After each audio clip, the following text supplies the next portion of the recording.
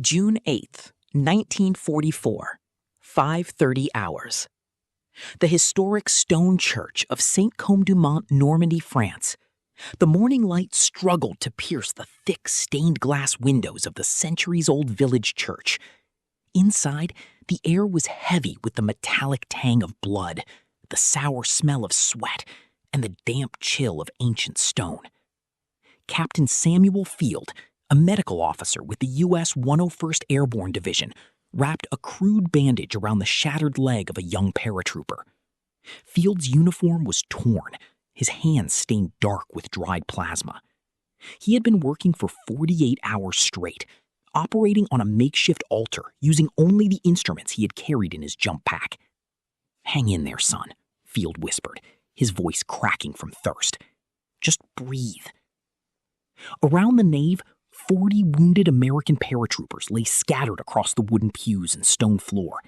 They were entirely cut off. 2 days after the chaotic D-Day drops, this small village had become a shifting, violent no-man's land. The church had initially served as an ad hoc aid station, treated as neutral ground. But neutrality evaporated when a vanguard of the German 6th Fallschirmjäger Regiment, fanatical, combat-hardened paratroopers, retook the crossroads.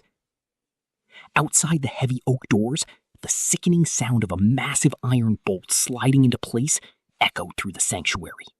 "They're locking us in," Nurse Lieutenant Clara Vance said, her voice remarkably steady despite the terror in her eyes. She stood near the heavy wooden doors, listening to the guttural German commands echoing from the courtyard. The German commander, a ruthless Hauptmann determined to delay the American advance at all costs, had ordered a brutal lock-in. Seeing the medics as a drain on resources and a liability, he chose a slow, silent execution. They stripped the church of its well water, confiscated the medics' meager rations, and barred every exit. Through a small fissure in the mortar near the bell tower, Field looked out into the courtyard.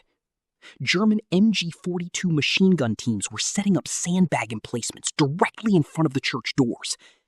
They weren't just using the church as a stronghold, they were using the locked-in Americans inside as a human shield against Allied artillery. "No food, no water, and they've barred the doors," Field said, turning back to his exhausted staff. "They're gonna let us starve in the dark while they fight their war on our doorstep." The wounded men groaned in the shadows, their feverish cries rising toward the vaulted ceiling. They were trapped in a stone cage, surrounded by an elite German force that had turned a house of God into a monument to cruelty. But as the sun climbed higher over the Norman hedgerows, a low, rhythmic vibration began to ripple through the ancient foundation of the church. It wasn't artillery. It was the sound of marching boots, the rhythmic clink of airborne gear, and the terrifying, unmistakable roar of American fury. June 8th, 1944, 06:15 hours. The perimeter wall of the Saint-Côme-du-Mont churchyard. The low vibration grew into a deafening crescendo. The German paratroopers in the courtyard didn't look back at the heavy oak doors of the church. Their eyes were glued to the dense hedgerows bordering the village square. They knew who was coming. It was the 501st Parachute Infantry Regiment of the 101st Airborne, the Screaming Eagles. Having regrouped after their scattered drops, they had discovered that their captured medics and wounded brothers were being used as starved leverage inside the stone sanctuary. And they were coming to tear the village apart to get them back. "They're deploying on the left flank!" a German lookout yelled, cocking his MP-40. Before the warning could even echo across the courtyard, the American hammer fell. The airborne infantrymen didn't launch a cautious, probing attack. Driven by a raw, unadulterated fury at the violation of a medical aid station, they hit the German defenses with maximum violence. Boom! A 60mm mortar shell, zeroed in with mathematical precision by a forward observer, slammed directly into the German sandbag emplacement in front of the church doors. The blast tore through the MG-42 machine gun team, throwing a shower of stone dust, shrapnel, and pulverized sandbags against the heavy oak portals. Inside the nave, the massive shockwave rattled the stained glass windows, sending a kaleidoscope of colored glass raining down onto the empty pews. Captain Field threw his body over a wounded private, his ears ringing as the concussive force bounced off the ancient stone walls. "That's our boys!" a wounded sergeant rasped through cracked lips, a manic grin breaking through his layer of grime and sweat. "That's the 501!" Outside, the courtyard had turned into a slaughterhouse. Rising from the smoke of the mortar blast came a wave of American paratroopers, their M1 Garands barking a steady, high-velocity rhythm. Leading the charge was First Lieutenant Wild Bill Guarnier, his Thompson submachine gun spitting a continuous stream of .45 caliber lead as he vaulted over the stone perimeter wall. "Don't let up on these bastards!" Guarnier bellowed, his voice cutting through the roar of battle. "Flush them out of the courtyard! Secure the doors!" The German Fallschirmjäger fought with fanatical desperation, returning fire from the windows of the adjacent rectory and the low cemetery walls. A deadly crossfire of tracers zipped across the courtyard, but the Screaming Eagles were moving with a terrifying, kinetic momentum. They advanced in buddy teams, utilizing white phosphorus grenades to blind the German snipers and systematically clearing every inch of the churchyard with bayonets and close-quarters fire. The Hauptmann who had ordered the lock-in tried to sprint toward a parked Kubelwagen to rally his retreating squad, but an American BAR gunner caught him in the open. A heavy 3-round burst stitched across his chest, dropping him into the dirt just yards away from the iron-bolted door he had sealed shut. The German perimeter was completely broken, but the medics inside were still trapped. The massive iron bolt holding the door shut was warped and melted from the mortar blast, turning the cage into a sealed tomb as the battle raged on the threshold. June 8th, 1944. 0630 hours. The smoke-choked facade of the St. Côme du Mont Church. The firefight in the courtyard was dying down to a sporadic splatter of rifle fire as the remaining German paratroopers retreated into the surrounding Norman marshes. Lieutenant Guarnier slammed a fresh magazine into his Thompson, his boots crunching on thousands of spent brass casings littering the stone courtyard. He ran straight to the massive oak doors of the church. "Field! Captain Field! You guys still breathing in there?" Guarnier yelled, hammering his fist against the reinforced wood. Inside, Captain Field scrambled over a fallen stone pillar, throwing his weight against the inside of the door. "We're here, Lieutenant. We've got 40 wounded, but the doors are jammed from the outside. The iron bolt is warped shut." "Get back from the portal," Guarnier barked. "We're going to blow the lock." Guarnier didn't waste time looking for a crowbar. He gestured to a combat engineer running up from the perimeter wall, a satchel of composition C2 plastic explosives slung over his shoulder.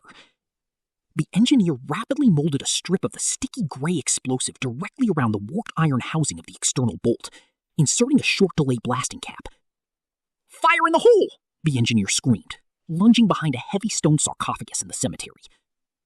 Crack! The localized blast was sharp and violent. The heavy iron bolt shattered into flying shards of shrapnel, and the ancient oak doors violently tore inward off their rusted hinges, collapsing into the dust of the church nave. The bright morning Normandy sun flooded into the dark sanctuary, cutting through the thick haze of cordite and stone dust. Captain Field stood in the center of the aisle, blinking against the blinding light.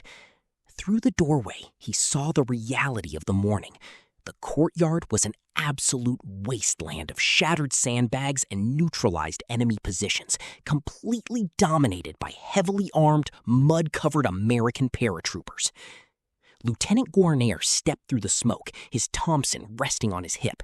He looked at the row of wounded men on the pews, then at the exhausted, starving medical staff who hadn't dropped a single syringe during the entire siege. "Sorry we're late for service, Doc," Guarnier said, wiping a mixture of sweat and black soot from his forehead. "The local reception committee didn't want to let us through." "You're right on time, Bill," Field said, a faint, weary smile finally breaking through his cracked lips as he slumped against a wooden pew. "You're right on time." June 8th, 1944, 0645 hours. Inside the shattered sanctuary of St. Côme du Mont. The silence that followed the blast was holy, broken only by the sharp, ragged breathing of men who had stared into the grave and watched it close. As the dust motes danced in the shafts of morning light, the screaming eagles didn't wait for orders. They flooded the church, not as soldiers pressing in advance, but as salvation in olive-drab canvas. "Medics! Get the litters up here!" Guarneri shouted into the courtyard. Within minutes, the ad hoc fortress transformed once more. Jeeps with welded litter racks tore into the churchyard, their tires spraying gravel. Paratroopers who had just spent the last 2 hours killing dropped their weapons to gently lift their starving, dehydrated brothers from the blood-slicked wooden pews. Nurse Clara Vance didn't stop to celebrate. The moment the doors collapsed, she grabbed a fresh canteen of water from an infantryman's belt and knelt beside the delirious private she had been shielding. "Drink slow," she murmured, cradling his head. "We're going home." Captain Field walked down the nave, his boots crunching on the remnants of the stained glass window that had once depicted a peaceful saint. He paused at the altar. The German Hauptmann's blood had splashed across the lower stone steps, a grim testament to the violence that had broken the siege. But above it, the surgical instruments, though coated in a layer of fine limestone dust, remained intact. Lieutenant Gallagher, one of the platoon leaders who had spearheaded the charge, walked up beside Field, offering a canteen cup of hot, instant coffee. "We found their supply cache in the rectory, Doc. They had enough rations to feed a battalion for a month while they left you in here to rot." Field took a sip, the bitter, hot liquid jolting his exhausted system. He looked out the blown-out doorway. The village of St. Côme-du-Mont was firmly in American hands, the vital crossroads secured, opening the artery from Utah Beach straight into the heart of France. The German 6th Fallschirmjäger had tried to use a sanctuary as a weapon of psychological terror, believing that locking up the healers would break the spirit of the airborne. But they had fundamentally miscalculated the brotherhood of the 101st. The Screaming Eagles hadn't just dropped a hammer on the village, they had rewritten the rules of the engagement. As the last ambulance jeep roared away from the stone gates, carrying the wounded toward the field hospitals at the beachhead, Captain Field stepped out into the crisp, sunlit Normandy air.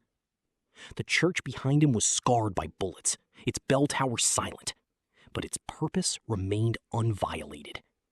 The hammer had fallen, the cage was shattered, and the angels of the 101st were finally marching forward under a sky that belonged entirely to the free.